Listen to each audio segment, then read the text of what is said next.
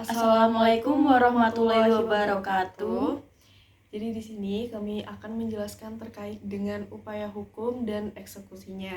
Sebelumnya, perkenalkan saya Delia Ismi Melina, NIM akhir 476.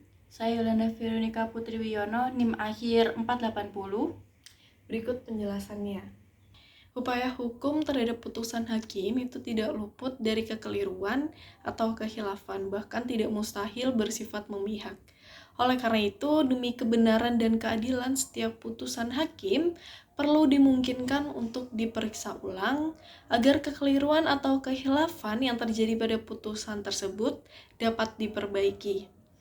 Setiap putusan hakim pada umumnya tersedia upaya hukum, yakni upaya untuk mencegah atau memperbaiki kekeliruan dalam suatu putusan. Sifat dan berlakunya upaya hukum itu berbeda, tergantung apakah merupakan upaya hukum biasa atau upaya hukum istimewa. Upaya hukum biasa pada asasnya terbuka untuk setiap putusan yang selama tenggang waktu ditentukan oleh undang-undang, sehingga wewenang untuk menggunakannya terhapus dengan menerima putusan. Upaya hukum biasa bersifat menghentikan pelaksanaan putusan untuk sementara, dan yang termasuk upaya hukum biasa diantaranya yakni perlawanan atau biasa disebut dengan first take, banding, dan juga yang terakhir kasasi. Nah, untuk perlawanan sendiri atau yang biasa disebut dengan first take merupakan upaya hukum terhadap putusan yang dijatuhkan di luar hadirnya tergugat. Perlawanan ini pada umumnya disediakan bagi pihak tergugat yang dikalahkan. Bagi penggugat yang dengan putusan first take dikalahkan, tersedia upaya hukum banding. Lalu yang selanjutnya yakni upaya hukum banding. Putusan ini apabila salah satu pihak dalam suatu perkara perdata tidak menerima suatu putusan pengadilan negeri karena merasa hak-haknya terserang oleh adanya putusan tersebut atau menganggap putusan itu kurang benar atau kurang adil, maka ia dapat mengajukan permohonan banding. Ia juga dapat mengajukan perkara yang telah diputuskan itu kepada pengadilan yang lebih tinggi untuk dimintakan pemeriksaan ulang. Asas peradilan dalam dua tingkat itu bersandarkan pada keyakinan bahwa putusan pengadilan dalam tingkat pertama itu belum tentu tepat atau benar, dan oleh karena itu perlu dimungkinkan pemeriksaan ulang oleh pengadilan yang lebih tinggi. Sesudah dijatuhkan putusan oleh pengadilan negeri, ada kemungkinan pihak yang berkepentingan mengajukan permohonan banding, dan tidak selalu permohonan banding itu dibolehkan. Hanya putusan pengadilan negeri mengenai perkara yang harga gugatannya lebih dari Rp100 sajalah yang dapat dimintakan banding. Jadi, ada kemungkinan pengadilan negeri dalam memutus tingkat tertinggi, yaitu apabila harga gugatnya Rp100 ke bawah. Batasan itu diberikan agar jangan sampai perkara yang kecil-kecil dimintakan banding sehingga perkara banding tertimbun dan menambah beban saja bagi pengadilan tinggi. Sekarang batasan itu tidak ada artinya lagi karena perkara-perkara sekarang tidak ada harga yang meliputi Rp100 atau kurang. Sedangkan biaya perkara yang harus dibayarkan pada waktu memasukkan surat gugatan itu sudah meliputi ribuan rupiah, sehingga tidak ada orang yang mengajukan gugatan itu ke pengadilan negeri apabila sengketanya meliputi harga Rp100 atau kurang. Dan yang terakhir yaitu kasasi.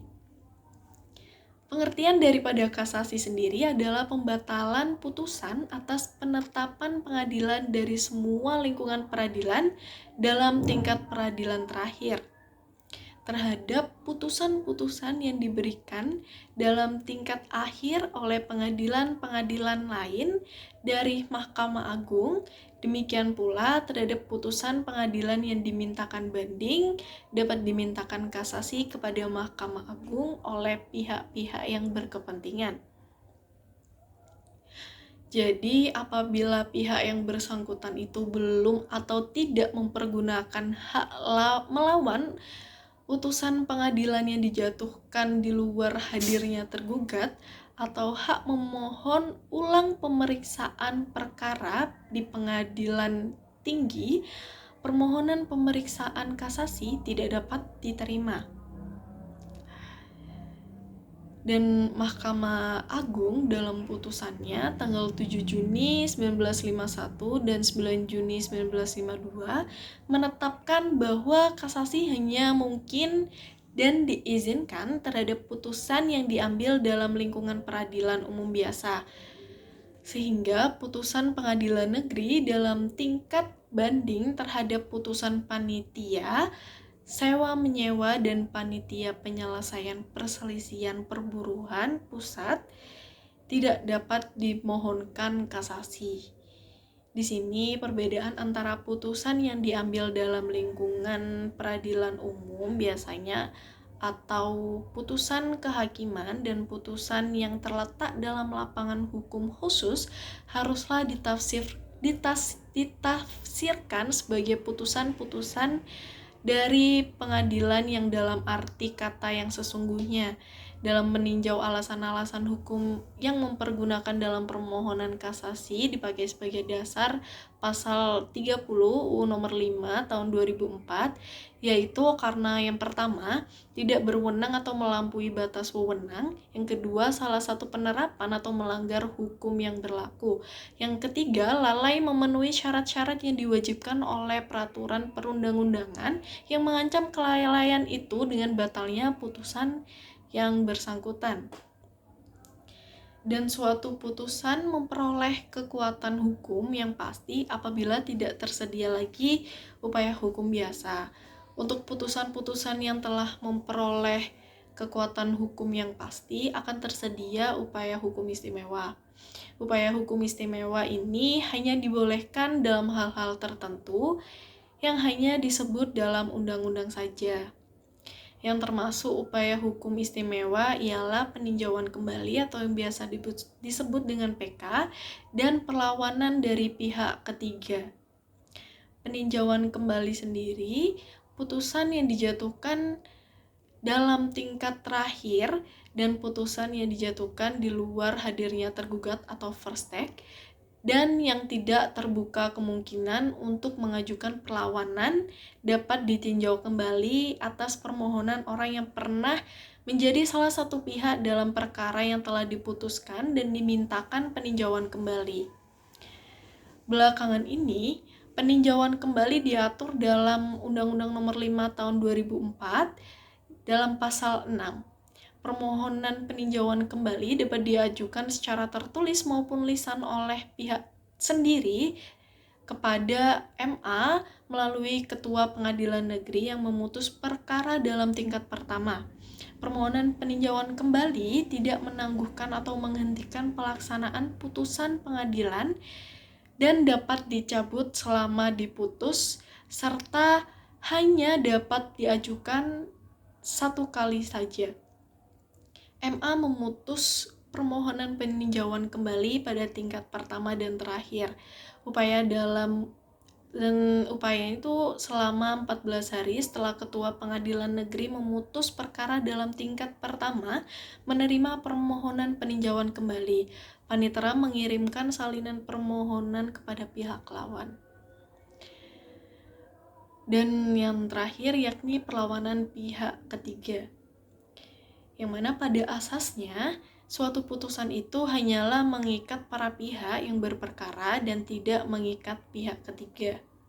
Akan tetapi, apabila hak-hak pihak ketiga dirugikan oleh suatu putusan, ia dapat mengajukan perlawanan terhadap putusan tersebut. Perlawanan ini diajukan kepada hakim yang menjatuhkan putusan yang dilawan itu dengan menggugat para pihak yang bersangkutan dengan cara biasa.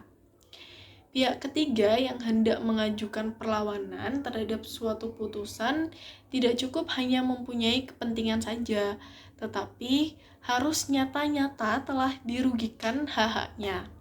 Apabila perlawanannya itu dikabulkan, putusan yang dilawan itu diperbaiki sepanjang merugikan pihak ketiga. Berikut adalah pemaparan dari saya, Adelia Ismi, yang selanjutnya akan dilanjutkan oleh teman saya. Selanjutnya, saya akan memaparkan terkait eksekusi. Eksekusi adalah menjalankan putusan pengadilan yang telah mempunyai kekuatan hukum yang tetap bersifat penghukuman, yang dilakukan secara paksa jika perlu dengan bantuan kekuatan hukum. Tahap-tahap pelaksanaan eksekusi ada 16. Pertama, permohonan eksekusi. Kedua, telaah terhadap permohonan eksekusi dilaksanakan oleh panitera muda atau tim yang ditugaskan oleh Ketua Pengadilan Negeri dan dituangkan dalam resum telaah eksekusi. Ketiga, apabila hasil resum telaah eksekusi termohon tersebut dapat dilaksanakan, maka dilakukan perhitungan panjar biaya eksekusi dan permohonan eksekusi dipersilakan untuk melakukan pembayaran. Keempat, Ketua Pengadilan Negeri mengeluarkan penetapan peringatan eksekusi setelah telah lebih dahulu ada permintaan eksekusi dari permohonan eksekusi atau disebut penggugat dengan mendasarkan pada pasal 196 HIR. Penetapan peringatan eksekusi berisi peringatan kepada panitera atau jurusita untuk memanggil pihak termohon eksekusi atau disebut tergugat untuk diperingatkan agar supaya memenuhi untuk menjalankan putusan. Kelima, apabila termohon eksekusi atau disebut tergugat tidak hadir tanpa alasan setelah dipanggil secara sah dan patut, maka proses eksekusi dapat langsung diperintahkan oleh Ketua Pengadilan Negeri tanpa sidang insidentil untuk memberi peringatan, kecuali Ketua Pengadilan menganggap perlu untuk dipanggil sekali lagi. 6. Peringatan eksekusi dipimpin oleh Ketua Pengadilan Negeri harus dilakukan dalam pemeriksaan sidang insidentil dibantu oleh panitera dengan dihadirkan pihak termohon atau tergugat, serta apabila dipandang perlu dapat menghadirkan permohonan eksekusi. Ketujuh, peringatan eksekusi dalam sidang insidentil tersebut dicatat dalam berita acara yang ditandatangani oleh Ketua Pengadilan Negeri dan panitera. Ke-8, dalam peringatan eksekusi tersebut, Ketua Pengadilan Negeri memperingatkan termohon eksekusi atau tergugat agar memenuhi untuk melaksanakan isi putusan paling lama 8 hari terhitung sejak diberikan peringatan. Ke-9, apabila tenggang waktu terlampaui dan tidak ada keterangan atau pernyataan dari pihak yang kalah tentang pemenuhan putusan, maka sejak saat itu permohonan dapat memohon kepada Ketua Pengadilan Negeri untuk menindaklanjuti permohonan eksekusi tanpa harus mengajukan permohonan ulang dari pihak yang menang pada pasal 197 ayat 1 HIR. Ke-10, apabila perkara sudah dilakukan sita jaminan, maka tidak perlu diperintahkan lagi sita eksekusi. Dan apabila dalam perkara tersebut tidak dilakukan sita jaminan sebelumnya, maka Ketua Pengadilan Negeri dapat mengeluarkan penetapan sita eksekusi. Dalam hal eksekusi, pengosongan tidak selalu ditetapkan sita eksekusi. Dapat langsung dilaksanakan pengosongan tanpa penyitaan. Ke-11, dalam hal melaksanakan putusan yang memerintahkan untuk melakukan pengosongan atau eksekusi real, maka hari dan tanggal pelaksanaan pengosongan ditetapkan oleh Ketua Pengadilan Negeri setelah dilakukan rapat koordinasi dengan aparat keamanan. Ke-12, apabila termohon eksekusi merupakan unsur TNI yang masih aktif atau yang telah purnawirawan, maka harus melibatkan pengamanan polisi militer atau PM. Ke-13, sebelum melakukan eksekusi pengosongan tersebut, terlebih dahulu dilakukan peninjauan lokasi tanah atau bangunan yang akan dikosongkan dengan melakukan pencocokan guna memastikan batas-batas dan luas tanah yang bersangkutan sesuai dengan penetapan sita atau yang tertuang dalam amar putusan dengan dihadiri oleh panitera atau jurusita, pihak berkepentingan, aparat setempat, dan jika diperlukan menghadirkan petugas Badan Pertanahan Nasional serta dituangkan dalam berita acara. Ke-14, dalam hal melakukan pemberitahuan eksekusi, pengosongan dilakukan melalui surat, yaitu surat pemberitahuan kepada pihak termohon eksekusi harus dengan memperhatikan jangka waktu yang memadai dari tanggal pemberitahuan sampai pelaksanaan pengosongan. Ke-15, pengosongan dilaksanakan dan dilakukan dengan memperhatikan nilai kemanusiaan dan keadilan dengan cara yang persuasif dan tidak arogan. Misalnya, dengan memerintahkan permohon eksekusi menyiapkan gudang penampungan guna menyimpan barang milik termohon eksekusi dalam waktu yang ditentukan atas biaya permohon.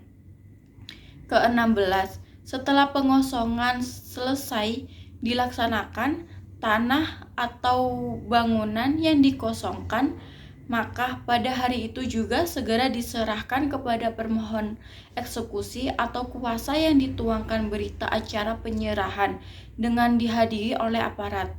Nah, selanjutnya syarat permohonan teguran eksekusi terhadap pengadilan negeri yaitu ada 3, yaitu 1. Permohonan teguran diajukan secara tertulis yang ditandatangani oleh pemohon eksekusi atau kuasanya dengan melampirkan surat kuasa khusus yang telah didaftarkan ke panitera hukum.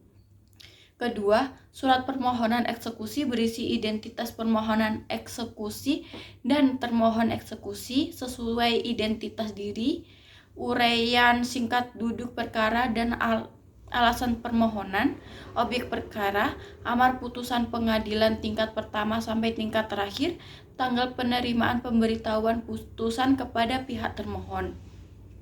Dan yang terakhir, surat permohonan dilampirkan dengan fotokopi salinan putusan yang telah dikekuatan hukum tetap sesuai dengan fotokopi, disertai cap stempel basah, surat kuasa khusus jika termohon diajukan oleh kuasa, relaas pemberitahuan putusan kepada pihak permohon, surat pernyataan dari permohon bahwa objek eksekusi tidak terkait dengan perkara lain-lain, misalnya perkara TUN, pidana, tipikor.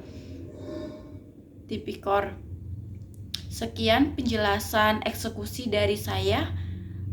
Wassalamualaikum warahmatullahi wabarakatuh.